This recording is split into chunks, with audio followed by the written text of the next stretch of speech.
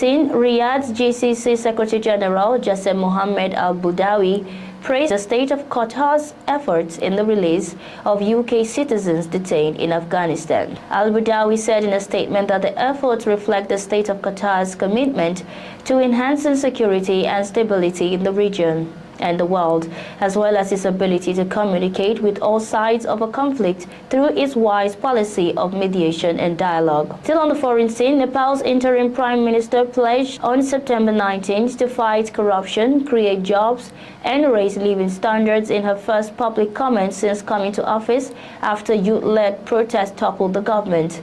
Ms. Sushila Karki said the protest that left at least 72 people dead and forced her predecessor, KP Sharma Oli, to quit had been triggered by frustration over growing corruption and other failings. Authorities have said more than 2,100 people were injured in the unrest that raged for 2 days last week. Arson and vandalism caused extensive damage to private and public property, including the complex housing the Prime Minister's office, the Supreme Court, and the Parliament. The former Supreme Court Chief Justice was appointed to the post last week following talks between representatives of the protesters, the President, and the Army Chief. Ms. Karki, the first woman to lead Nepal, was tasked with holding parliamentary elections on March 5. She said the government was committed to creating employment, raising the quality of life, and increasing transparency in its work. Losses from the damage could reach $1 billion to $1.5 billion, according to Mr. Kulman Gishing, Minister for Energy, Physical Infrastructure, Transport, and Urban Development.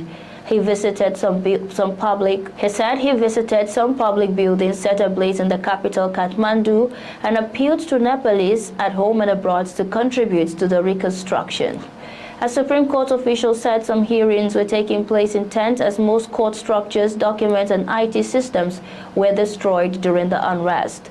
Police spokesperson Binod Gimir said officers had received more than 30,000 emails after asking the public to send in videos, photographs, and other documents to help them investigate the violence. The unrest has heightened risks to Nepal's economic and fiscal outlook and may pressure its credit metrics. On sports, the Lagos state government says it is fully prepared to host the forthcoming international boat race, assuring participants and residents of adequate safety on waterways. The General Manager of Lagos State Waterways Authority, LASWA, Emmanuel Oluwadamilola, said the state had over the years invested heavily in safety infrastructure to secure its waterways. He explained that Lagos had consistently enhanced facilities, making it the safest state for water transportation in Nigeria, with all necessary safety